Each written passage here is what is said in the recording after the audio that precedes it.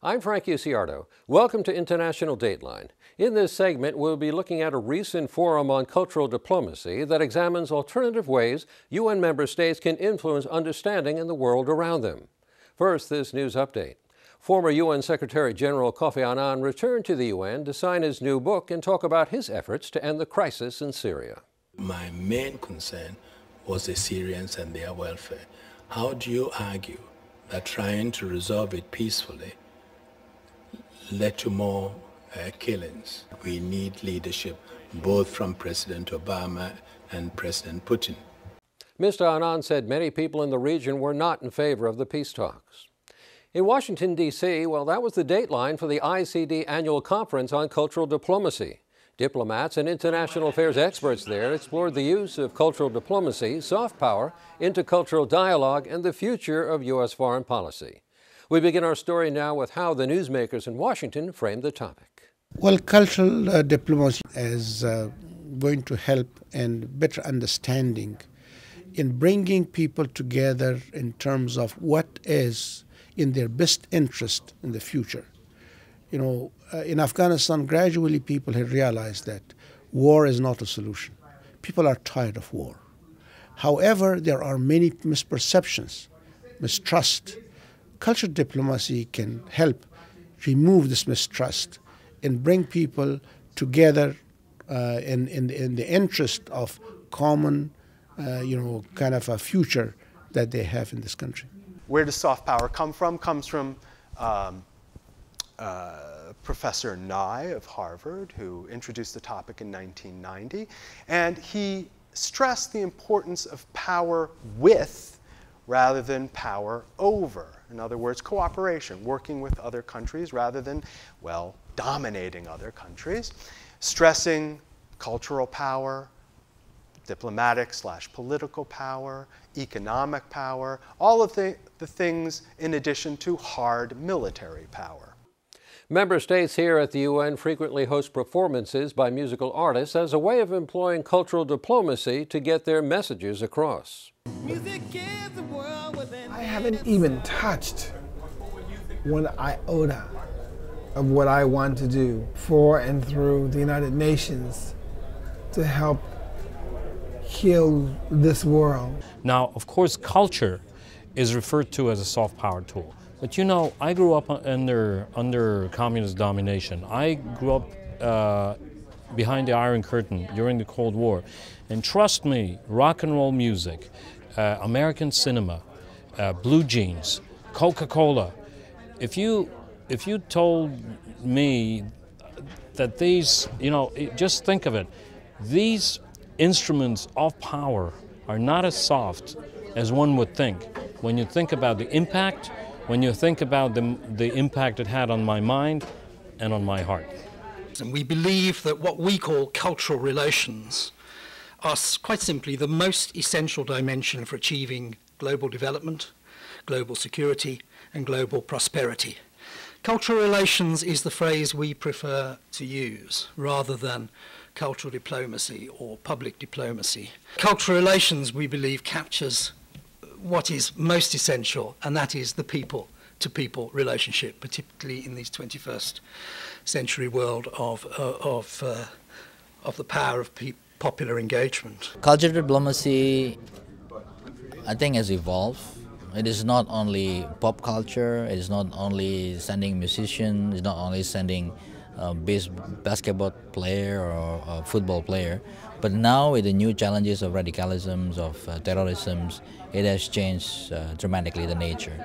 It has to be more on the establishment of partnerships, on the creation of understanding, removal of stereotyping and de-radicalizations. That should be the agenda. I think cultural diplomacy is the diplomacy of the voice of the people. And that's a different definition than you usually hear.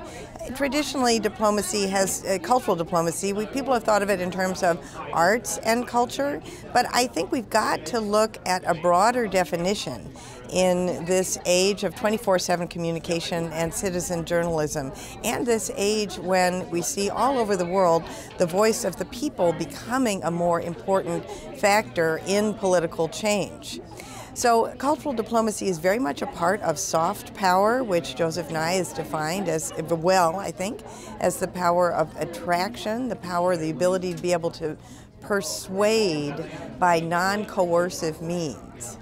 And I think something that you've seen, I've been coming to these conferences now for many years, 5, 6, 7 even, an increasing interest in cultural diplomacy and people seeing it as something really quite broad. I would say really the broad alternative to traditional hard power. I know many people involved with cultural diplomacy, culture itself, traditional diplomacy, are often uncomfortable with power, not least American power, but it's very important to appreciate that power, hard power, and I have a liberal definition of, an encompassing definition of what hard power represents, is the foundation on which much of soft power really rests. The use of cultural diplomacy to improve relations between the U.S., Russia, and China was the focus of one panel hosted by the Institute for Cultural Diplomacy. So I think one of the basic challenges is that when we engage in these conversations, and particularly from a U.S. side, it is often very challenging to recognize the extent to which the question of culture is present in what other people are bringing to the conversation and is often located in a different place, even if you're aware of how it might be, located differently in the conversation with respect to what is important. And this is something I've seen over and over again. Outside of the Beltway and outside of the sort of 10,000-foot level discussion of we need more cultural diplomacy, there are organizations and institutions that have to incorporate these sensibilities into their everyday business. In particular, I think some of the work done in nation branding, both from the scholarly side and in the practitioner side, I think have really tried to engage how does culture factor into achieving particular objectives without sort of reducing it to a kind of blunt instrumentality. That said, I think that when we think about cultural diplomacy as a mitigating factor in international relations, it's important to understand what Dr. Albrow was saying is that culture means different things, not only in the cultures of their governments and their historical politics between the United States, China, and Russia, but also as a result of its different meanings, different institutions develop around those meanings with different expectations and different modalities. Culture can really fight dictatorship, how free and independent cultural life can make a life of any dictator much harder, and how it can be very much supported from the outside with what you called soft power as a tool of diplomacy to support free cultural and democratization movements. As we invest in all the things essential to cultural diplomacy, language, education, exchanges, let's not forget to invest in our cultural values. We should respect the views of others, but we should not shirk from advocating our own. For soft diplomacy, we've learned, 1, it's necessary to understand and respect the challenges and successes of the individual players. 2, to come to the table without ego. Take a back seat and listen, even when you disagree. 3, be bold enough to give the players an opportunity to work together by empowering them to find the solution to problems. Mark Donfried, the General Director and founder of the Institute for Cultural Diplomacy, explained the mission of the organization. The Institute for Cultural Diplomacy is primarily focused on 3 things: research, teaching, and programs in the field of cultural diplomacy. Unfortunately, there's very little research in the field of cultural diplomacy, both in terms of the USA, which is the focus of this conference, as well as internationally. So we're trying any way we can to really ask the questions. What was cultural diplomacy? What is cultural diplomacy? And what can it be be in the future.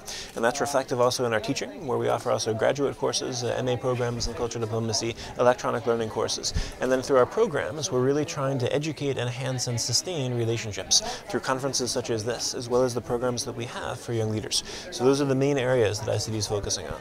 U.S. Undersecretary for Public Diplomacy and Public Affairs Tara Sonnenschein talked to the ICD conference about maximizing the opportunities for cultural diplomacy.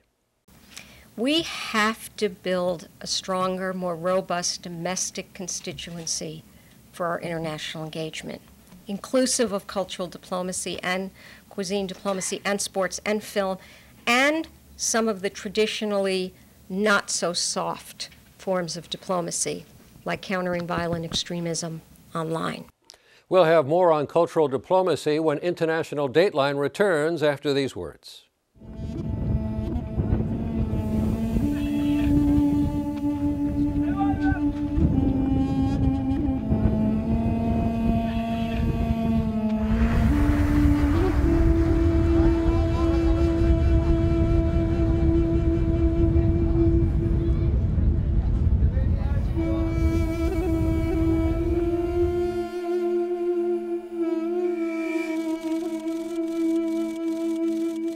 Everyone likes to keep things cool, but some appliances contain gases that are harmful to the ozone layer and harmful for our planet. You can help protect it by buying products that don't contain nasty gases. Look for non-HCFC air conditioners in the store. Easier on the wallet, easier on the planet. Now, that's what I call cool. Welcome back to International Dateline as we continue our report on cultural diplomacy.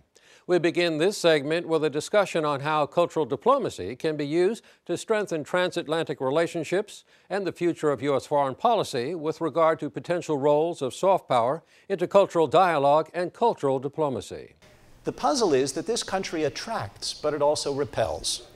Joe Nye gave us a term to describe the attraction with soft power, the ability of a country to achieve its goals abroad without having to exercise military or economic pressure, thanks to the attractiveness of its culture, its social system, and its behavior in the international arena. The answer to why we have often had a difficult encounter with the rest of the world comes in this country often not so much from studying other societies or listening with both of our ears to commentary from abroad as conducting what I've characterized as a monologue in which Americans notice resentment in foreigners and then explain why that resentment is irrational.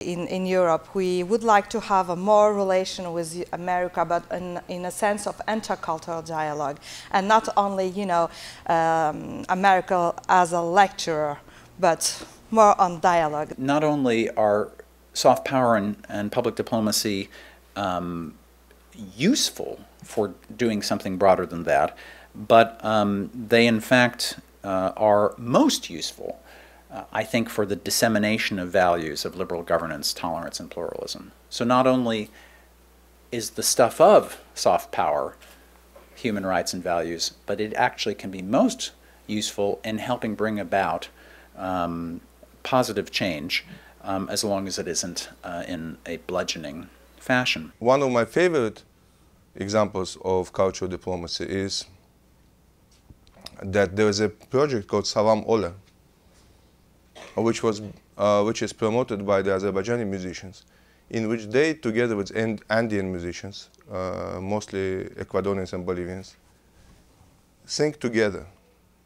And they don't, it's not that Bolivians sing Azerbaijani music or Azeris sing Bolivian music. Each of them plays their own music. Yet together it produces a fantastic effect of commonality. I didn't know we had so much in common.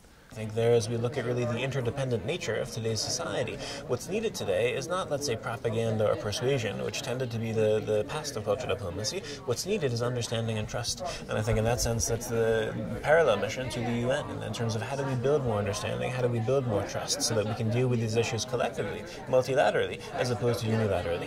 And that's this edition of International Dateline. Reporting from the United Nations, I'm Frank Uciardo. Thanks for joining us.